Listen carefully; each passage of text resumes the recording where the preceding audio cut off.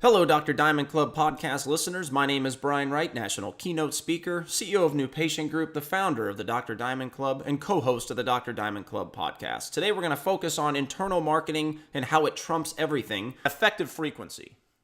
The number of times a person must be exposed to an advertising message before a response is made. And I have news for you. Effective frequency just doesn't apply to Geico or State Farm. It applies to every business on the planet dealing with people, which means it very much applies to your practice. We're going to get to one of the quick tips on this one is how to increase your referrals, and it's a free method. That's what I love about effective frequency and all this biology stuff is you've got people all over, they're paying thousands of dollars all over the place for different kinds of marketing, and even the marketing doesn't come with consumer psychology expertise. Whatever marketing you do, the words on your website, the words on social media, on a postcard, the list goes on and on. It better be written by a consumer psychology expert. If not, you're losing money because it's all about consumer psychology. Marketing, that's what it's all about. It's what it's all about. I'm going to tell you my postcard story. I live in a place called Eagle Springs. It's on the north side of Houston. And I've been in this house for 13 years. I love this story. The first part of it deals with effective frequency that this practice did very well, that most practices do not do. This is a little outside the story. I just want to give all you guys a tip. If you're going to do any kind of marketing campaign, a postcard campaign, etc., you need to be prepared to do it for the long term. Do not spend money on a postcard campaign if you're going to send it out once or twice. That's not the way external marketing works, and that's not opinion. Effective frequency, remember the definition that I just told you. Basically what it says is consumers need to hear a message upwards of 20 times before they're likely to act at a high level or anywhere close to a high level. Upwards of 20 times. Think about that.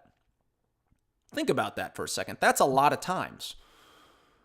I mean, how many times does a patient come and see you and sit in hygiene? This is obviously a message to our GPs right now. You know, at most, they're probably there 2-3 times a year. Well, guess what? If you're telling them one message every time they're there and you're trying to get it across to them 20 times, that's going to be a long time before they do anything. That's the difficulty of science and effective frequency. Now, back to this story. I received a postcard from this dental practice every single month for 6 years living here. Every single month for 6 years. And 1 month during that 6th year, I just happened to be looking for a dentist. I wasn't happy with some of the things that was going on in my previous one.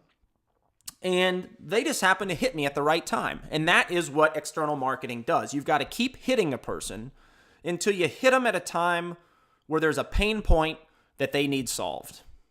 Other things as well, but you get the point. And because they did it every month, they achieved effective frequency. And I decided to pick up the phone and call them. Now, before I move on to the internal defeated the external, one of the things I want you to look at is this postcard over here. And that's why external marketing is very difficult to tell the consumer, to tell the community why you're better.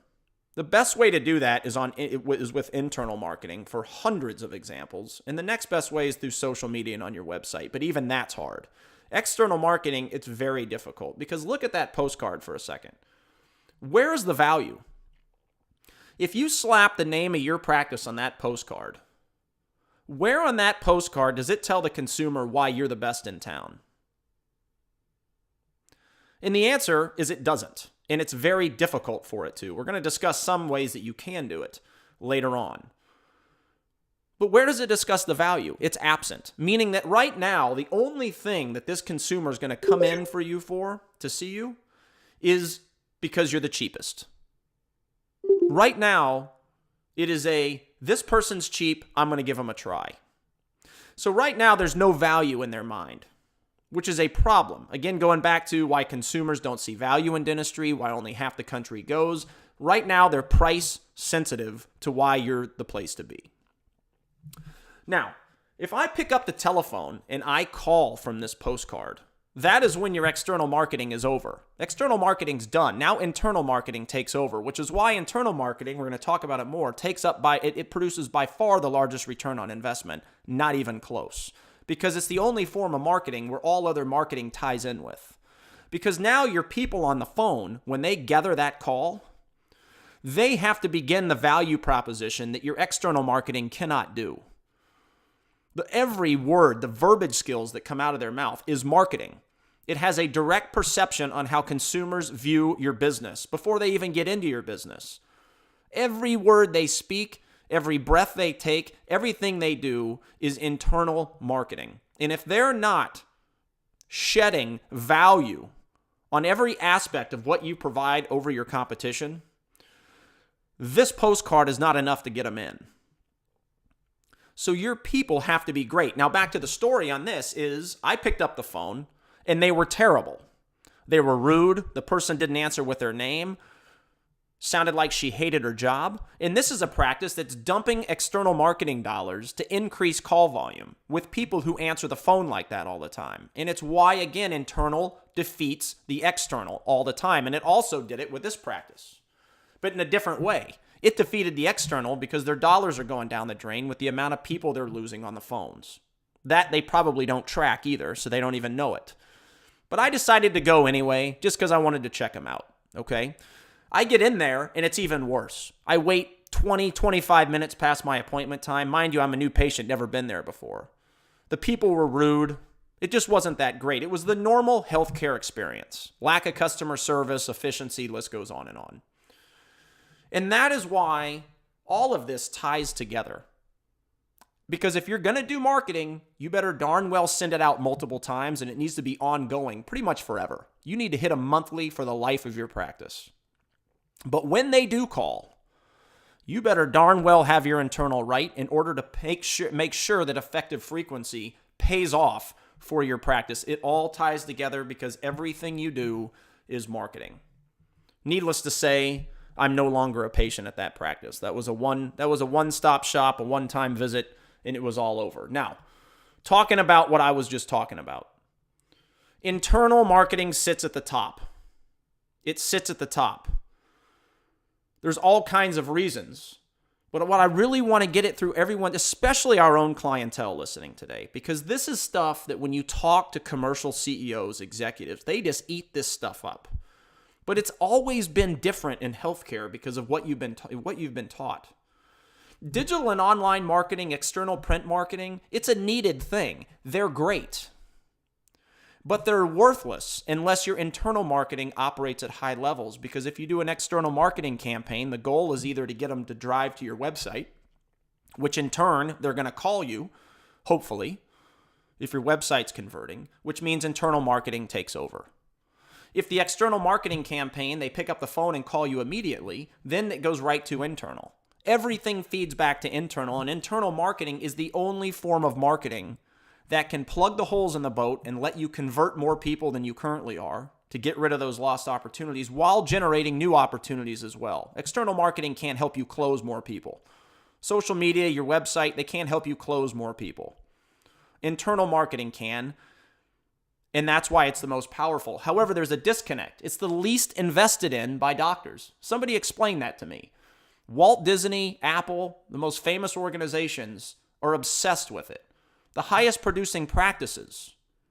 Dr. White today is on this call. He's one of the leading, like I said, one of the leading Invisalign producers in the world. Dr. Regina Blevin's a client of ours, the leading Invisalign teen provider in the world. And they're obsessed with the internal operations of their practice, systems, protocols, etc., all going back to internal marketing. I want you guys, our clientele, to adopt the mindset of internal means everything. And again, that's not my opinion. There's biology reasons behind that, etc., that we're talking about today, because almost everything we're talking about today is internal marketing. Reciprocity, effective frequency, etc. There's exceptions, but most of it's internal marketing. Now, a quick tip to how you better increase your referrals. We get asked this all the time, and there's companies out there that they sell good products to increase your referrals. We're not saying they're bad. However, you have to pay for them, and most all of them don't go off of what biology has proven and get you more referrals. Because effective frequency means how many times and the way you're saying it too. It can't just be thrown in front of their face and expect a return. It's also the way your message is. How many times you have to get a message across to somebody before they're likely to do it. The number one way to increase your patient referrals, and if you haven't heard about us talk about this inside your practice yet, you will. And if you haven't watched the videos on your growth platform, you'll get to them, is to train your staff how to ask and to ask every patient every time for them. That is how you increase your referrals. Well, won't we annoy people? No, and I'm going to tell you a reason why. If for whatever reason you ask for referrals to somebody over and over and over again, and they come back and they say, okay, Brian, I get it. You've asked me 15 times. That's where the staff training, internal marketing comes in. Meaning that, oh, Mr. Wright, the only reason why we're asking you is that we wish we had more patients like you. Because this practice would be so much more amazing if we had hundreds of you here. And boom, the situation's resolved. However, that's an internal marketing overcoming a patient complaint that your people have to be trained on.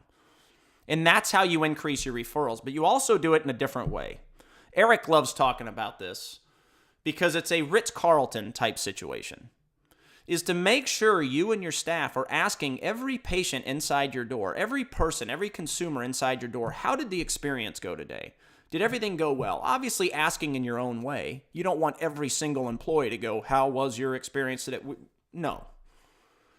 But if you care enough that to make sure that everyone's having a great experience, then you should be asking. And the biggest reason is that when they come back and they say, good, it's going great today. It opens up the perfect opportunity for you to then ask for a referral. Great. We work hard to make sure your experience is wonderful. We would love for you to send us your friends and family and even your coworkers. And if you're doing that with every patient every time, you are separating yourself from everybody else commercially because you are asking a question that nobody else in healthcare asks. How did we do today? Can we make your experience better? All the things that the Ritz-Carltons of the world ensure to ask every person. Healthcare practices don't ask that. Maybe on a one-off situation. But explain to me what the difference is. I can go somewhere else other than the Ritz-Carlton. There's tons of hotels to choose from. And I can also go somewhere else other than your practice, other than your business. So you have to do these things. It's so, so very important. Train your staff and yourself to ask for referrals by asking how your experience went today. If you do, your referrals will increase, and it's based on effective frequency. They cannot hear it once. I'm going to give you a quick story, and then we're going to move on to the next one. This was about 4 years ago in a practice that has been with us a very, very long time. I was in there, and I was just doing some monitoring. It's a local practice in Houston. And they were just implementing their new patient experience. So I was following along. They just had told the patient that I was a new employee there and I was learning. So I was following along with everything.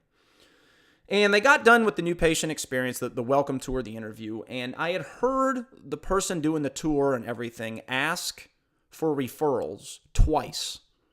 So at the beginning they did it, and at the end of the patient interview they did it 2 times. Then they moved them into the hygiene room that day. Or maybe it was with one of their assistants. I don't remember. And I went into the room while the person that did the experience went to get the next employee that was going to take over. And I shook the patient's hand, said, thanks for coming in today. And I asked them, just curious, has anybody asked you for referrals today? And guess what the patient said? No. And it proves, one, consumers have a short attention span. They're not listening to anything you say. So if you say it once or twice, it's not going to work. That's why this is being recorded and going in your platform. Everything needs to be heard countless amounts of times for you as a consumer, as a person, to fully comprehend it, do it, teach yourself, etc. That's why we do what we do. And it's no different with this practice. It goes back to effective frequency.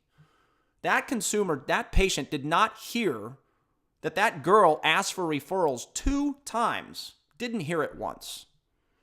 And it's why you have to be asking all the time. You have to ask for the business, otherwise you don't deserve the business. That's a huge saying in the commercial world. You have to constantly be closing. And there's no difference for your practice. I want to thank you for listening, and a special thank you to all of our loyal followers out there and our clients and members. of New Patient Group and the Dr. Diamond Club. Remember, subscribe to our Dr. Diamond Club podcast. You can find us on iTunes and other well-known places. Just type in Dr. Diamond Club. And remember to subscribe to our New Patient Group YouTube channel. Just enter New Patient Group into YouTube. And we ask you to subscribe and like as many videos as you can on there. Looking forward to talking to everybody again. We'll see you soon.